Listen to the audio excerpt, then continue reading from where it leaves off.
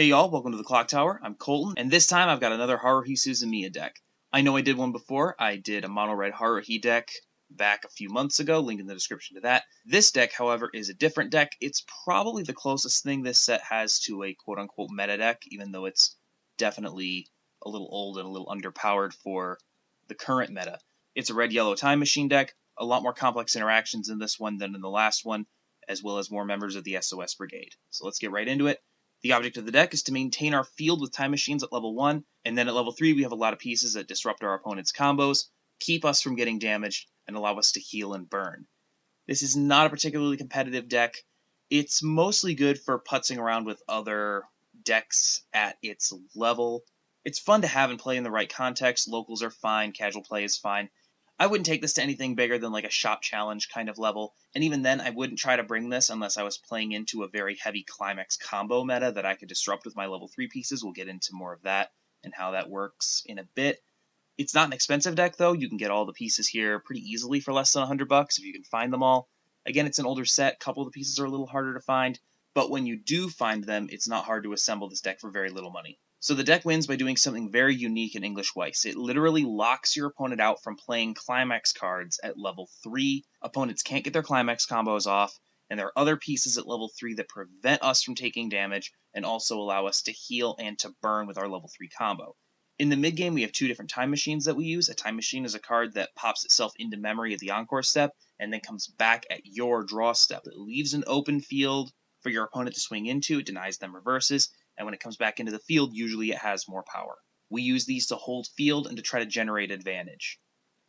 Starting at level 0, very simple. We're just trying to keep our cards on field as much as possible so that we can retain resources. They have interactions that allow them to stay on the field and give each other power. And we'll start with a couple of cards that work really well together. This one is the Prim and Proper Haruhi Clean Cut. You've seen this before if you watched the character deck video.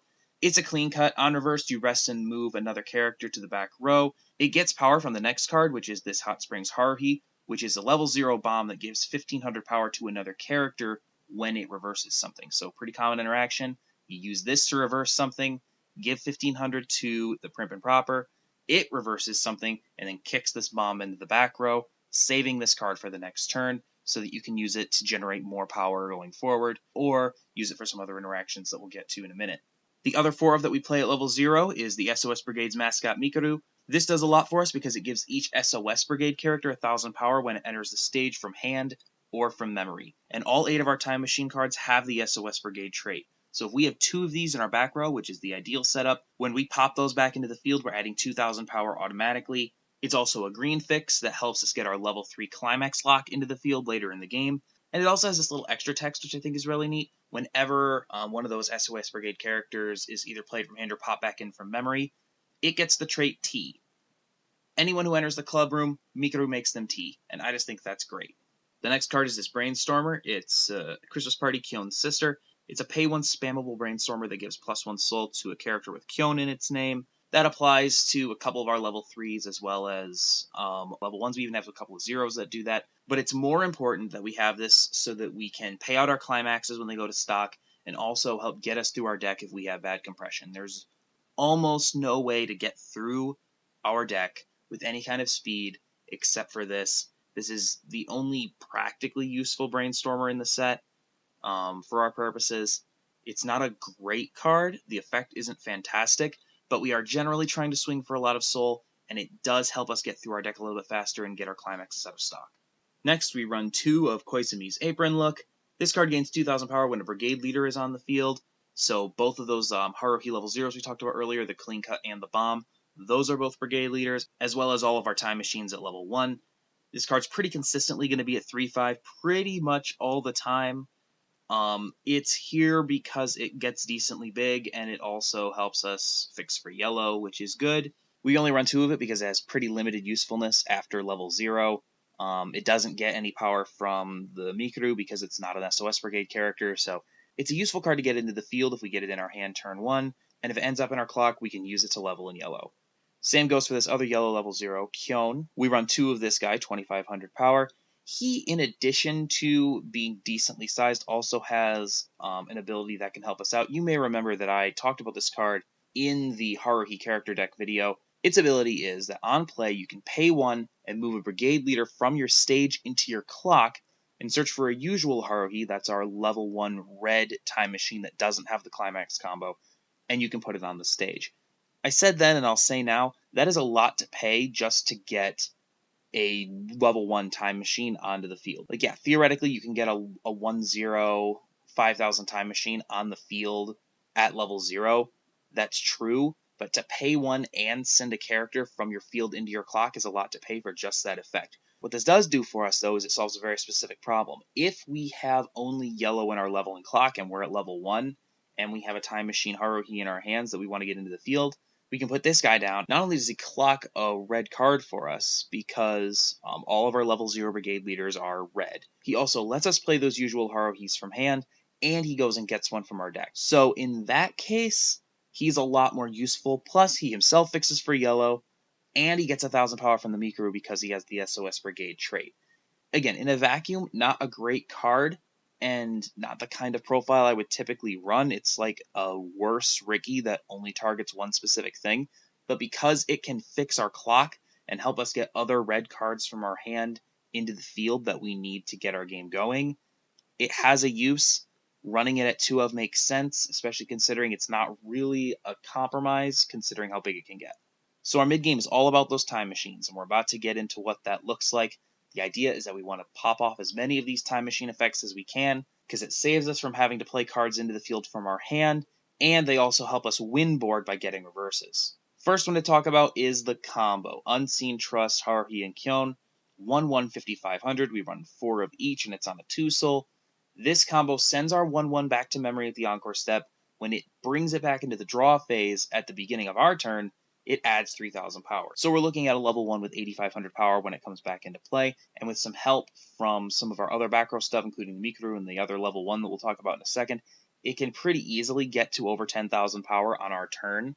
It loses all that power at the end of turn, which kind of sucks, but it can get us reverses in the meantime, which is really, really nice. And if we loop this combo, we can just kind of keep this going until our end game. It also doesn't need to attack to get the combo off, which is super, super useful for us. We don't need to get a reverse to kick this to memory. It literally just needs to be on the field with the climax card when we reach our encore step. Now, normally I would say that I don't really like it when a combo is on a 2-soul, just because it's not a particularly useful trigger, and it's so easy to swing too big with a 2-soul, but in this case it actually kind of works for us. We can side attack with this, and it still pops to memory, we still get our combo. So if we're facing a big wall of stuff that we can't reverse, which, realistically, we should be able to reverse most things if we have the Mikurus in our backfield, because this has the SOS Brigade trait. But even if we don't, even if we're just swinging at 5,500, we can't get a reverse, we'll just side attack with that 2-soul climax, pop it into memory anyway.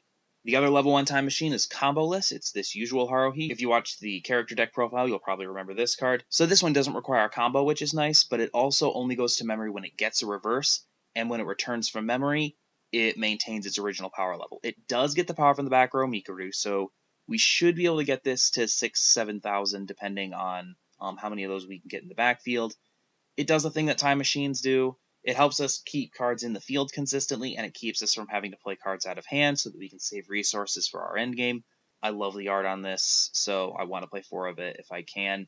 The only other level 1 that we play is this Super Editor-in-Chief Haruhi and the Assistants, so we get a little bit of Nagato representation in this deck as well. Again, another card from the character deck you might recognize. You can do a lot of things with this, but those things are typically pretty expensive. It's a 1-1, doesn't have a lot of power, but you can rest and pay 2 to get anything from the waiting room, so it's an emergency fix if we need a 2-soul beater and our hand is empty, but we have some stock to play with. We can rest it to give 1,000 power to an SOS Brigade character, so especially if our time machines don't hit for some reason or another, so we can't use the Mikuru power-up effect when they come back into play, we can tap this and give something 1,000 power anyway. It also has a pay 2 rest ability that lets us ping for 1, so if we have some extra stock at the end of the game, if this is in our back row, tap it, pay 2, burn 1. It has some versatile uses. Usually we won't want to get more than 1 of these on the field in a game, but we'll probably want to get 1 on the field in more games than not, just so we have those options available to us. It also, again, just looks really great.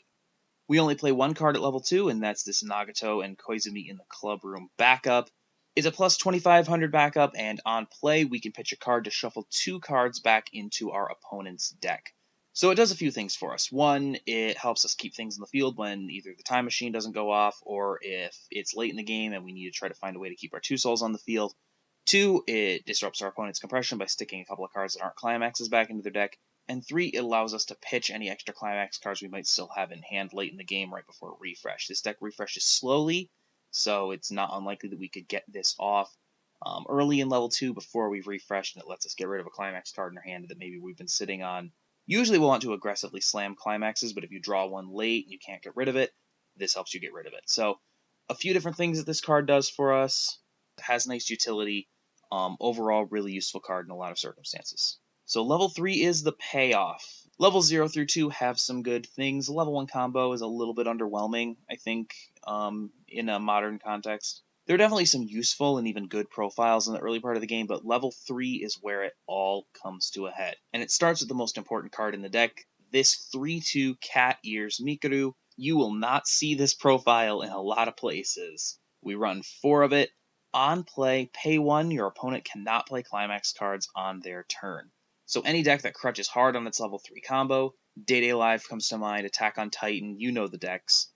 High power decks at the top tier of the meta literally can't get their climax combo off when they see this card come down, and its effect sticks around. So even if this card gets bounced by a backup or a win trigger or anything like that, it doesn't matter. Once the cost is paid, the effect is on the player. Doesn't matter what happens to this card. Basically, it's a can't miss climax shutdown card.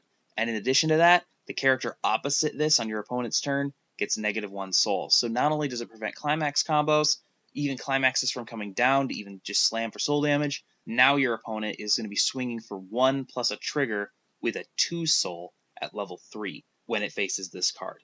Super, super useful profile. Very powerful card. I think there are reasons why they didn't print this again. On one hand, it's a shame that it's in a set that doesn't really have the pieces to really support it. On the other hand, it's probably a good thing that this didn't get printed in a more powerful set. The other stuff that we have at level 3 includes this level 3 combo. You'll remember this from the character deck video. On play, heal with this Haruhi, and the combo burns 1 on attack. The climax has a door trigger, which is super nice to salvage, especially endgame stuff. Not a very powerful card, but again, it doesn't require reverse for its burn. The burn is on attack. Super useful profile, super efficient profile. For 2 stock, you're getting a 2 soul beater, heals 1, and combos to burn 1. Very efficient. You get a lot for what you pay for this card. And finally, we run 3 of this Santa Girl, Haruhi, and Kyon. It's a 3/2 10,000. It has the SOS Brigade trait, so it gains power from the Mikurus and the assistants.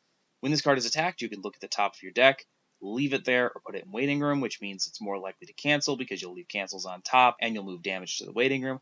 It also has a pay 5 restand ability, so if you have the stock at the end of the game and you really need to push for soul, slam this down, attack with it last after you build up the 3 stock during the turn. If you have the stock, you can pay 5, restand this, and swing again. You're not going to get that option a whole lot because it requires having a lot of extra stock, and this deck's effects are very stock intensive. You might have the resources available to actually pull this off. It's definitely worth having in the deck for that reason, in addition to its damage negation. You can also go get this with your assistance card if you're desperate for a 2 soul beater at the end of the game. Helpful profile in this list, especially for damage negation, between this, the Mikuru, and the healing Haruhi. It's not unrealistic to keep yourself alive for multiple turns at level 3, and with that burn damage attached to the combo, you can definitely swing for game and get some wins against some good decks. So this is what we want the stage to look like in the middle of the game. We want to get as many time machine effects off as we can, and if we can have a pair of Mikurus in the back, that's ideal. Try to loop these as much as possible, slam the combo down, pull these back into the field. If you slam another combo, you can do it again. Just keep the time machines rolling as much as you can. The usuals don't require the combo, of course, so you can loop those for a couple of turns if you pick your lanes well. And the end game, it really depends on the matchup. Swinging into a welcome press deck, you probably want to try to focus more on getting the burn combos off.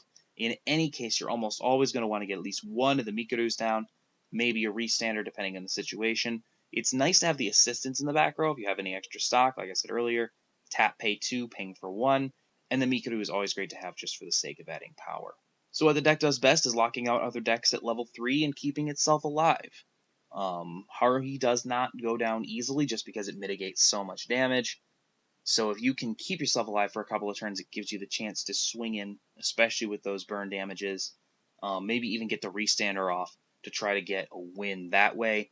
It does a really good job preserving resources and keeping board in the mid game if you can get that level 1 combo off. And all of your key cards are being run at 3s and 4s in this list. There aren't a lot of hand fix options, but running high card counts helps negate that somewhat. Typically, you're going to get the cards that you need in your hand over the course of the game enough so that you can keep your levels situated and have the things you want to have when the end game comes around. It does not compress super well, and it can really struggle to get out of bad deck states or if you trigger a lot of climaxes. The spammable Brainstormer exists and you can use it, but if you don't hit it, it can be really hard to pay stuff out, especially in the early part of the game, and later on you're going to want that stock that you had to pay out. There are very few ways to fix your hand, so if you're not drawing well, there are only so many things you can do to actually sculpt your hand, and the things that you can do, specifically the tap 2 on the assistants, are very expensive for what they are. And if your combo doesn't go off, you're going to have a hard time maintaining both field and hand, just because of the power that the deck doesn't really have if you don't get your combo. So definitely some weaknesses here. There are reasons why this deck is not played at a meta level, even if it does have some pretty interesting upside. Quick review of what the deck does. You want your Time Machine effects to go off at level 1. There's the yellow combo and the usual Haruhi that help us keep field advantage, as well as a handful of other pieces we can use to get over power thresholds and make sure we're getting reverses. Level 3, we have 3 unique profiles that we use at the top to keep our opponents from doing damage to us while also doing enough to give ourselves a chance to win. The Mikuru doesn't let our opponents combo when it soul negs. The Santa Girl and Kyon is a restander that mills when attacked, and the Haruhi heals, and when we get the combo, it burns for free. Your options are definitely limited with this set, but there are a few other pieces that are worth considering. The level 0 Mikuru Asahina. It's basically a pay 2 time machine effect on itself and another character, and when those characters come back into play, they both get 1000 power. This has the potential to be really useful if we don't get our level 1 combo off, or if for some reason we just can't get a time machine effect into play. This is basically just a pay 2 time machine. It's expensive for what it is, which is why I don't run it. Definitely not a bad inclusion. Maybe run 1 or 2 if you want to have a little bit more insurance for your time machines. The other green level 0 is Autograph Session Mikuru. Each character in front of this character gets 500 power, and it also has an act ability, pitch a climax, tap 2 characters, and you can go search for a time character. This is useful to help get rid of climax heavy opening hands. It also goes and gets the other level 0 Mikuru that has the power pump on it, so it gives us a little bit more consistency in getting those out. Definitely a profile worth considering. The red 0 is Super Editor-in-Chief Haruhi. You might remember this one from the character deck video as well. The most important thing that it does is when your opponent hits a Brainstormer, you can pay 1, burn 1. So it's not always that useful, especially against decks that aren't as Brainstorm dependent. It's an interesting tech piece. Like I said, I run it in the character deck. I don't think there's enough room in this list for this kind of card. And finally, the 2-1 Bamboo Leaf Rhapsody Haruhi, again, another card from that character deck. This one has an on-play, pay 1 to go get an SOS Brigade character. Unfortunately, it would really only be useful to go get the Restander, and this card itself is not traded, it's not easy to get to or easy to find, so it would be a matter of just kind of having it in hand, and I would rather just run another copy of the Restander. It also does get, obviously, all of our level 1 time machines, but if we're into level 2, we probably want to be focused more on sculpting for our endgame as much as possible.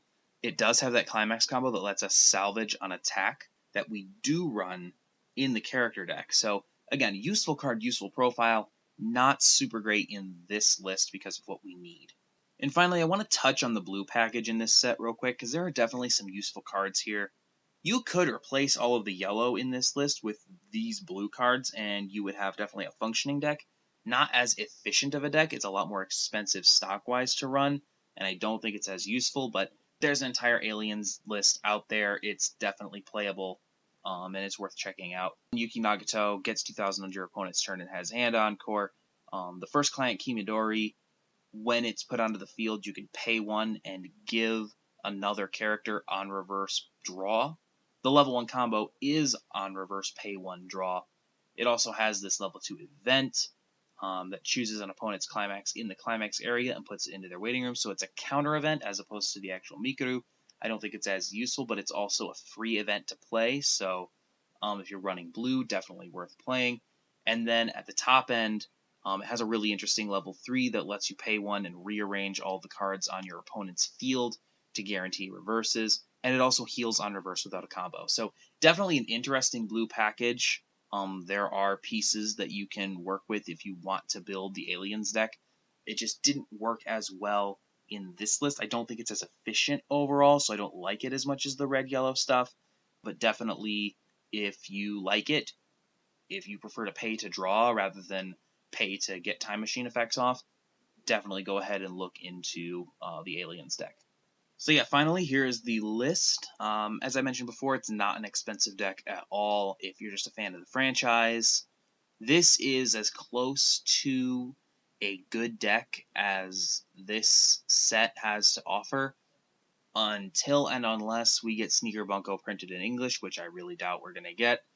So maybe with the announcement of the new novel after such a long hiatus, there is a chance that maybe something happens. Who knows? Maybe someday we'll even get Season 3. But until then, it seems unlikely that we're going to get more Haruhi in English, so this is basically the best we've got.